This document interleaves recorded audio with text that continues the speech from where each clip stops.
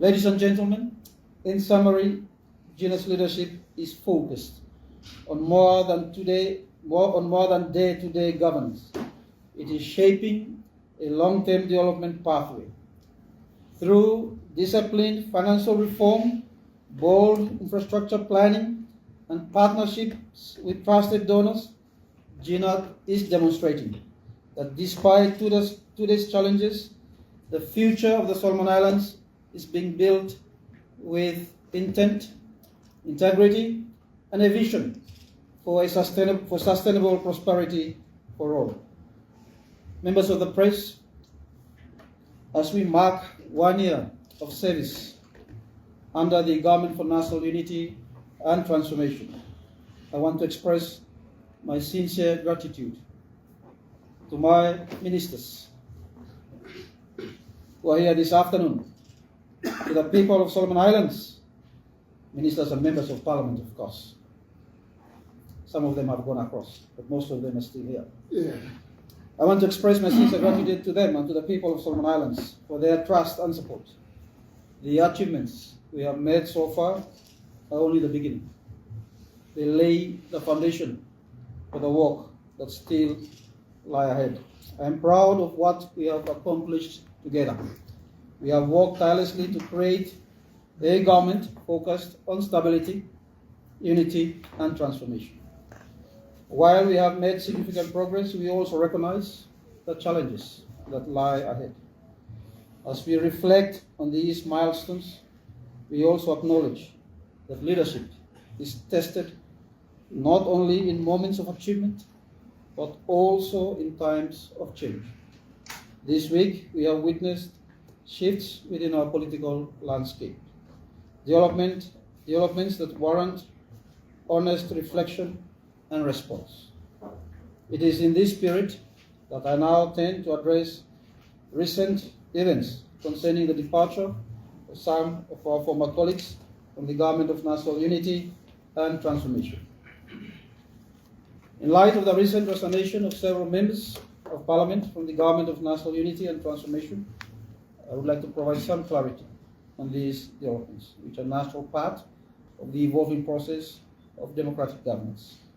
Political alliances in parliamentary systems are often fluid and can change over time. Those who have decided to step away from the government have made a political choice. I acknowledge and respect that. While I was aware of some of the internal discussions and differing views, the decision to resign was theirs. However, let me make it clear, the departure of these members does not dissolve this government. The strength of any government lies in its ability to maintain the confidence of Parliament, and that confidence will be tested according to our Constitution. Until such time, my responsibility remains unchanged, to lead a government that continues to function, deliver essential services, and work towards the priorities we set together over the past year.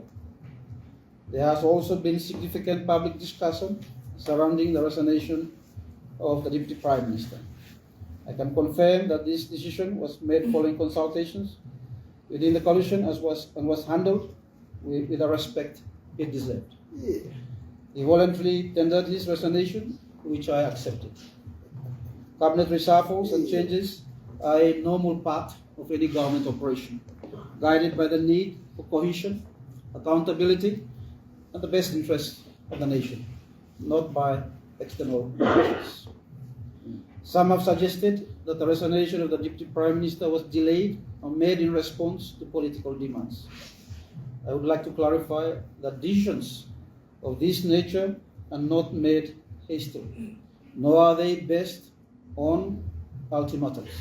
Such decisions are based on internal discussions, careful judgment, and the desire to maintain the stability of the government. As for the suggestion that I should step down following these resignations, I wish to reaffirm my unwavering commitment to serve this country. I was mandated to lead and deliver on the collective vision for national unity and transformation.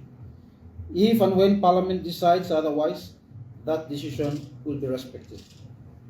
For now, we continue to govern with clarity, not denying the reality before us, but with a clear-eyed focus on our responsibilities. Ministries are operational, projects are progressing, and our development partners remain actively engaged in supporting our shared national goals.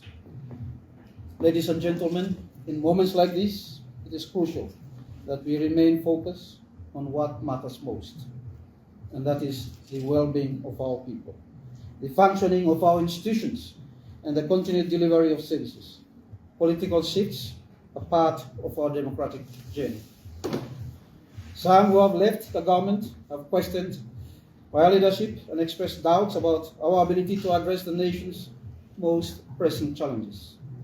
They have highlighted the need for strong, sensible government leadership capable of driving the nation forward.